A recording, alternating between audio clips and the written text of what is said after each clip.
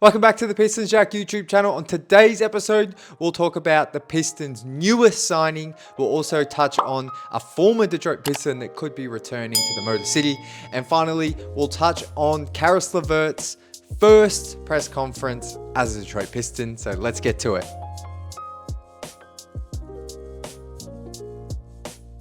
All right, first things first, let's get straight in to the first piece of real news for the day. And per Keith Smith of Spot Track, Keith Smith NBA on Twitter, the Detroit Pistons have re-signed Dannis Jenkins for the upcoming season on a two-way deal. So Dannis was actually a free agent, which this was something I figured out in the past week or 2 weeks. Whenever the Pistons recently signed Colby Jones, that's when I became aware that, oh wait, Dannis wasn't signed for this upcoming season.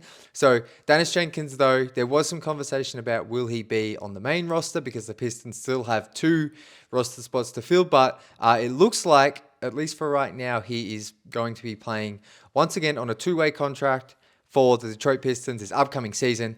And I mean, this is very much deserved. I wouldn't have been surprised if Dannis signed a regular contract and was the 14th or 15th man on this team. Just to very briefly recap, Dannis last season was the best player on the Motor City Cruise. In the games he played for the G League team, he averaged 22 points and 7 assists.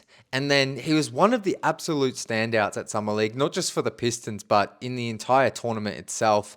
I've heard plenty of national media mention his name and talk about him as a guy that could and probably should be on an NBA roster, on a regular NBA deal. But in the first 4 games of Summer League, he averaged 17 points, 7 assists, had a 20-point first half against the Houston Rockets. I think he shot like well over 40% from 3. I don't have those numbers in front of me, but he was incredibly efficient.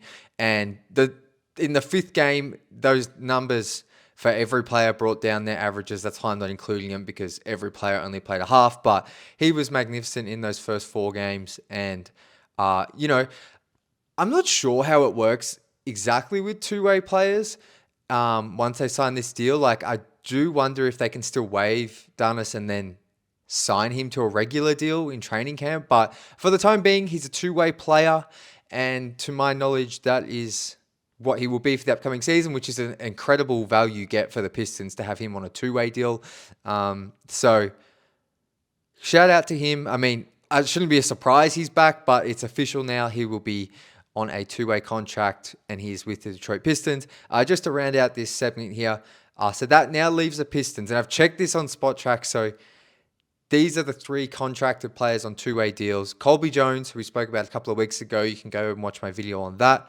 Dannis Jenkins, obviously, and Tolu Smith. Now, I tried to do some digging around, but I'm pretty sure Spot Track, they had Dannis Jenkins as a free agent prior to today, so he's now signed, and Tolu has been signed the whole time for the upcoming season. So believe that is the 3 two-way players. But moving on, let's move to some more betting odds. And NBA Central generated some buzz around the Pistons and Cam Thomas a couple of weeks ago with these odds. And this time the Pistons, once again, this was a few days ago, this came up for me. And I probably should apologize. Sorry for the lack of videos last week. I was not at home in my normal kind of setup here, as you can see, and the lighting just was pretty bad, and it just wasn't great for recording videos. So we're catching up on some topics here, but I did come across a few days ago. I woke up, and similar to how I woke up to the Cam Thomas news, I woke up to Khris Middleton rumors to the Pistons, and I was like, what? He's on the Wizards? I'm pretty sure he's contracted. He's not a free agent.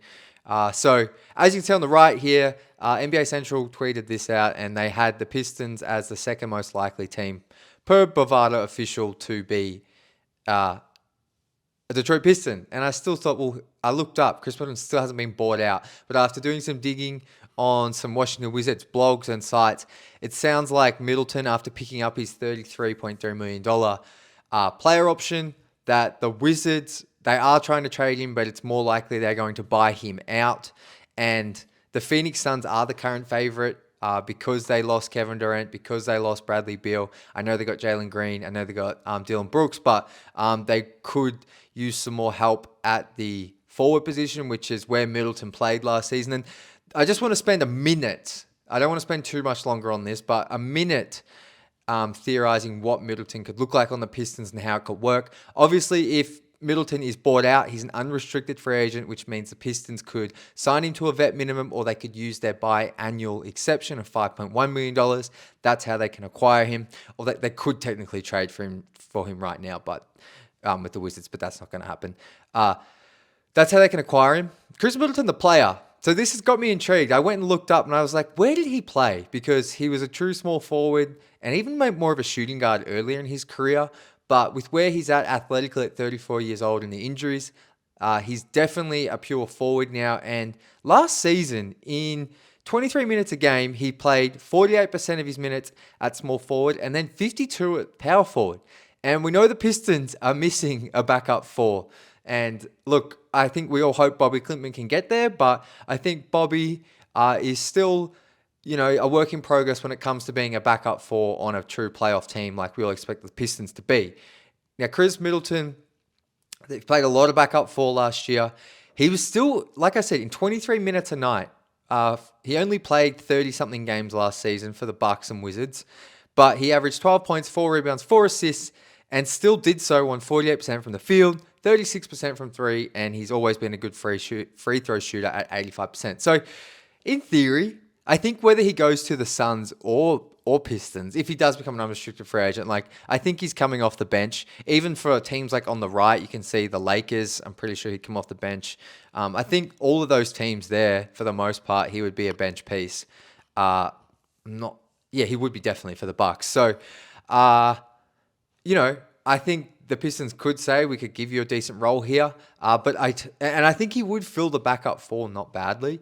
But as we discussed on the live stream on Saturday, I do now just think that these last two roster spots, I think the Pistons are just going to keep one of them free like they did last year for more flexibility at the trade deadline.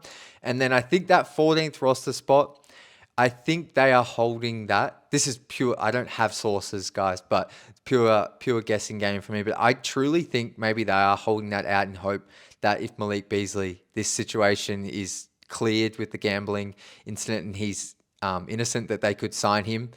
I think that may be why they're keeping it open, because I don't really know why else. But I don't suspect we'll see much happen with the Pistons roster in the next few weeks. Because I believe a lot of the basketball ops side of things are currently away and on leave. So obviously the NBA is always moving, but we'll see. I do think just with the backup power forward thing as well, that those minutes, I truly think they're going to try and give those to Ron, for him to go, because I don't think there's many minutes for Ron. Definitely at the backup. He is, I guess, in theory, the backup three behind Asar, but obviously Asar, you want him playing 28 minutes to 32. So I think for Ron to go from his 15 minutes a game to low 20s, mid 20s, a lot of those extra minutes are going to come at the backup four. So I do suspect that's what they're going to do early on. And then if Ron, for some reason, isn't fulfilling those minutes or isn't up to playing backup 4 minutes, then I think that's where they could pivot early in the season to go grab a player there. But that's my thoughts on it. Khris Middleton, in theory, I could see it working, but I think it would take away from Ron's minutes expanding. And I don't think it's going to happen, but wanted to bring that one up. And then we're going to round it out here with some comments from Caris LeVert, newest Detroit Piston. Caris LeVert, we've heard from Duncan Robinson at Summer League. We saw Duncan Robinson at Summer League. But we haven't really seen or heard anything from Caris LeVert at all. I don't even think he posted anything on Instagram about being a Piston. It seems like he's just been off social media and all that kind of thing, which good on him. That's what he should do in the off season. But we finally heard from him and saw him at the Pistons facility last week. He was there to do a press conference or introductory. It was kind of a pretty casual one, it wasn't televised, or it was just a bunch of the beat reporters surrounding him at the facility. But a couple of comments stood out here, and shout out to Hunter Patterson of The Athletic. This is one from his article. But on the right here, you can see, I like these comments from Caris LeVert. He said, JB brought out a different part of my game, and I've always said that. Once I went to Cleveland, I was asked to play defense. LeVert said with a laugh as he addressed local reporters at the Pistons practice facility. Before then, I wasn't really asked to play defense, and I think that's one of the stronger parts of my game now. Those things really helped me take my game to the next level. Before I went to Cleveland and played under JB, I was a different player, and I think he challenged me to be a more well-rounded player I am today. So I'm definitely looking forward to this time around. So, apologies for my poor reading there, but I found that very interesting because I think we all forget that Karis played under JB for 2 full seasons. And I think in his first season with the Cavs, he was traded there midway through the season. But in 2 full seasons under JB Bickerstaff, in 29 minutes, he came off the bench most nights and put up 13, 4, and 4, a steal, 43% from the field, 36% from 3. Which pretty much is in line with what he did last year. The numbers are just slightly down last year because of the lesser minutes, but it really stood out to me the defensive side of the ball because I think that's where Caris LeVert, whilst fans are worried about the shooting, leaving with Beasley and THJ, I think what you are getting with LeVert is more size, more shot creation, but more defense. LeVert, I'm not going to say he's an elite wing defender, but I think especially coming off the bench, he's a really good perimeter defender. He's 6'6", 6'7", good wingspan, decent athlete. Definitely not like a Saar or Ron as an athlete, but I think just good size. He's been in the league now for a while. And I think the other thing I didn't realize, and this was mentioned in the article, but Trajan was actually the assistant GM of the Nets all the way back in 2017 when they drafted Caris LeVert. So I think maybe we shouldn't have been surprised by this signing. I mean, JB with the ties in Cleveland, and Trajan was a part of the front office that selected him. So Caris LeVert, I think he's going to help this team. I think him and Duncan Robinson are probably both kind of underrated signings for the Pistons. I do agree with fans who say we lost a lot of shooting with THJ and Beasley, but I do think Duncan Robinson helps replace a fair bit of that. And then I also think Karis, if he can maintain how he shot the ball last year at around 37%, I think that will go a long way to helping replace that offensive punch we had with those 2 former Pistons. But I think defensively and just the size overall, I've spoken about this a lot, but Duncan Robinson's like 6'7", 6'8" as well. I know he will get targeted defensively, but I think just being bigger overall is going to help because at times in the playoffs, against the Knicks, especially on the perimeter on the wings when Asar was off the court, Ron didn't feature much in the playoffs outside of a little cameo here and there. Like we just felt a bit undersized with THJ and Bees out on the wing, especially when it would be like Cade, Schroeder, and Beasley. Like you're just a little bit small. So getting LeVert, getting Robinson, just a bit more height, and then LeVert, who I think is a slightly above average defender. I think it's really exciting. And I love these comments about JB just challenging everyone, like challenging not only Karis, but I feel like he's challenged a lot of the Pistons to be 2-way players.